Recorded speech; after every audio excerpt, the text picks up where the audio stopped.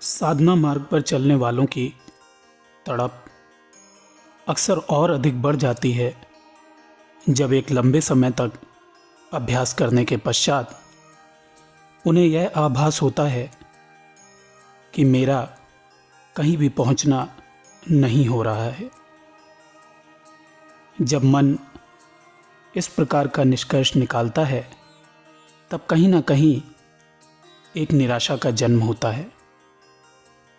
मन में एक टीस उठती है और अक्सर यह टीस कई प्रकार के भावों को जन्म देती है।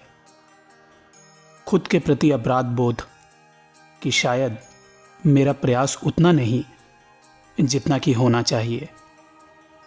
शायद जो मार्ग मुझे दिखाया गया वो पर्याप्त नहीं है, मुझे कुछ और भी करना होगा। शायद प्राणायाम, शायद कोई मंत्र, शायद अधिक जप, अधिक पूजा, कोई ज्योतिषीय सलाह, शायद ज़्यादा एकांत, अधिक मौन, इंद्रिय निग्रह, व्रत या भोजन संयम। और अक्सर साधक इन चीज़ों का प्रयास भी करते हैं, परंतु ज़्यादातर लोग इन सब का पालन लंबे समय तक नहीं कर पाते और इस सब की परिणति अक्सर और अधिक निराशा को जन्म देती है, क्योंकि नियम और संयम का पालन नियमित तौर पर ना कर पाने के कारण अपराध बोध बढ़ता चला जाता है। जितना समय नियम और संयम में बिताया होता है वो एक खूबसूरत याद के रूप में मानस पटल पर इंगित रहता है, क्योंकि जब हम नियम संयम का अभ्यास कर रहे होते हैं तो भीतर से बड़ा सुकून मिलता है। लगता है कि हम कुछ कर रहे हैं, हम प्रयास कर रहे हैं नियमित रूप से। और जाहिर सी बात है कि जब हम लंबे अरसे तक नियम का पालन नहीं कर पाते तब भीतर से बड़ी कुंठा उत्पन्न होती है। इसका एक कारण शायद यह भी है कि जिन सिद्ध संतों के विषय में हमने सुना है, पढ़ा है या जाना है, उनके विषय में हमने एक बात खास पाई है कि उनका जीवन त्याग, तपश्चर्या, नियम एवं संयम की प्रतिमूर्ति था। और अवचेतन में जब हम अपने प्रयास की तुलना इन बड़े साधकों से करते हैं तो अपने प्रयास को कहीं ना कहीं नगण्य पाते हैं।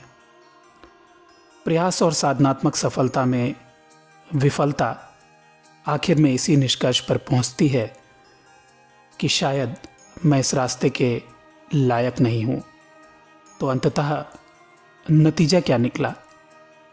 हम आए थे अध्यात्म में शांति के लिए, संतोष के लिए, पूर्णता के लिए, ज्ञान के लिए, साक्षात्कार के लिए, अपने दुखों से मुक्ति पाने के लिए। परंतु अब एक नया बोझ हमारे ऊपर लग गया, अपराध बोध, पर्याप्त प्रयास ना करने का।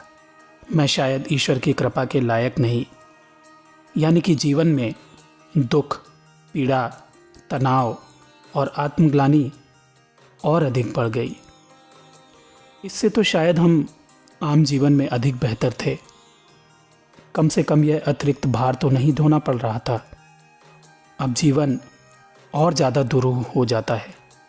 तो फिर ऐसे में आध्यात्मिक मार्ग पर चलने वाले क्या करें कि इस तड़प, इस पीड़ा, इस आत्मग्लानि से मुक्ति मिले और कुछ ऐसा घटित हो जो खुद को सुकून दे। नमस्कार दोस्तों, मेरा नाम है रवि। आपका स्वागत है हमारे चैनल आयाम इंडिया पर। सिद्धों की परंपरा में आज हम बात करेंगे निसर्गदत्त महाराज की। अगर हम निसर्गदत्त जी की शिक्षाओं पर गौर करें तो हमें बहुत से प्रश्नों के उत्तर स्वतः ही प्राप्त हो सकेंगे। निसर्गदत्त महाराज का जन्म 1897 में महाराष्ट्र में हुआ। उन्हें नाम दिया गया मारुति शिवराम पंत कामली।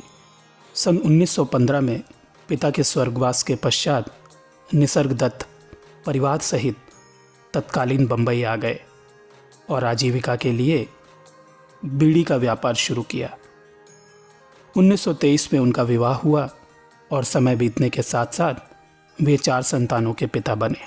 सन 1933 उनके जीवन का एक निर्णायक वर्ष साबित हुआ, क्योंकि इसी वर्ष निसर्गदत्त जी की मुलाकात उनके गुरु श्री सिद्धरामेश्वर महाराज से हुई। सिद्धरामेश्वर एक आत्म साक्षात्कारी गुरु थे जो कि इंचागिरी संप्रदाय से आते थे। इस संप्रदाय की यह विशेषता थी कि यह बिना किसी भेदभाव के समाज के सभी वर्गों तक आत्म जागृति की माकूल विधि पहुंचाता था।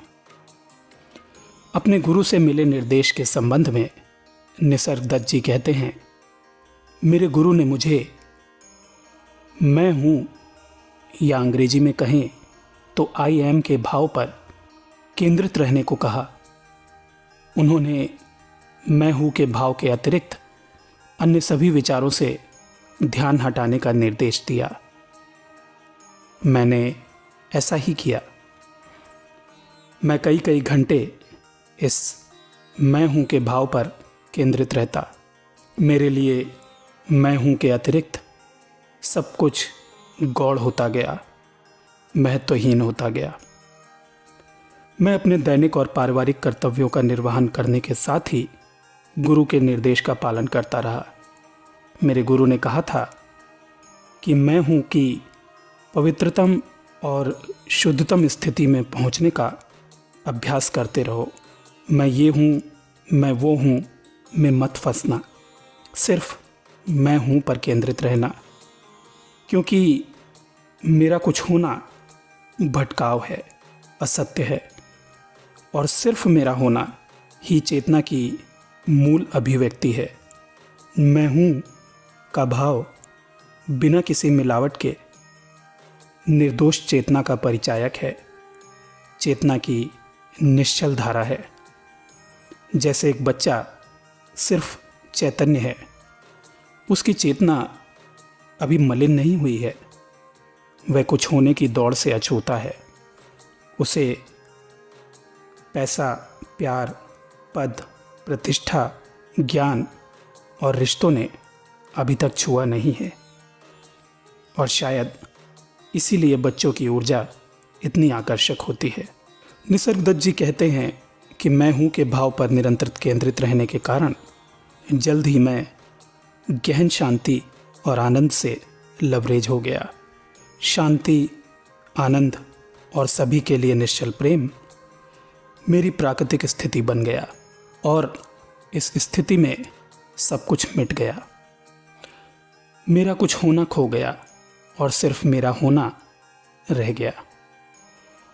मन से जनित होने वाले सभी वेग मिट गए, मौत मिट गई, राग मिट गए, द्वेष मिट गए, अहम मिट गया, और जो बचा वो थी आत्मा अपने मूल स्वरूप में, ब्रह्म स्वरूप में। इस ब्रह्म स्वरूप के साक्षात्कार की परिणति थी गहन शांति, सार्वभौमिक प्रेम, अनिर्वचनीय आनंद और अनंत मौन। अपनी पूर्ण स्थिति से परिचित होने के पश्चात निसर्गदत्त जी आजीवन आत्मानुभूति के विषय में लोगों को जागृत करते रहे। हालांकि इंचगेरी संप्रदाय की परंपरा के तहत वे मंत्र साधना देते थे, परंतु उनका अधिक जोर इस बात पर रहता कि साधक मैं हूँ के भाव पर केंद्रित होकर अपने परब्रह्म स्वरूप को जानने की कोशिश करें। परंतु एक अति महत्वपूर्ण बात जो उन्होंने इस संदर्भ में कही वो यह थी कि मैं हूँ या आई एम का भाव महज द्वार है। मैं हूँ के भाव के द्वारा हमारा मूल उद्देश्य उस अवस्था तक पहुँचना है जो कि मैं हूँ के भाव की उद्गम स्थली है, यानी कि गंगा की धारा के सहारे गोमुख तक पहुँचना। और जब गोमुख पहुँचेंगे तो धारा ना बचेगी, सिर्फ स्रोत रह जाएगा। यानी कि अब मैं हूँ अब मैं हूँ का भाव भी ना बचेगा, वह भी लुप्त हो जाएगा। अब जो शेष बचेगा वह होगा ब्रह्म। जब मैं था तब हरि नहीं, अब हरि है तो मैं नहीं। हरि के अवतरित होने पर मैं का लोप होना अविसंभावी है। निसर्गदत्त महाराज जी द्वारा कहे गए कुछ महत्वपूर्ण वचन इस प्रकार से हैं। वे कहते हैं कि यदि आप किसी भी कारण से भयभीत हैं तो निश्चित ही परिस्थिति तनाव पैदा करने वाली होगी, पर सच यह है कि डर की कोई सत्ता है नहीं।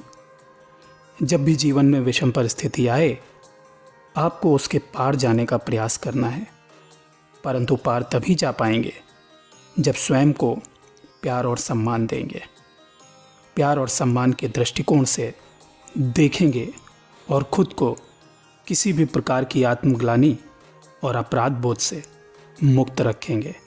निसर्गदत्त जी कहते हैं कि अपनी ऊर्जा और समय को बचा कर रखें ताकि आप अपने मन द्वारा निर्मित झूठी कैद को तोड़ सकें।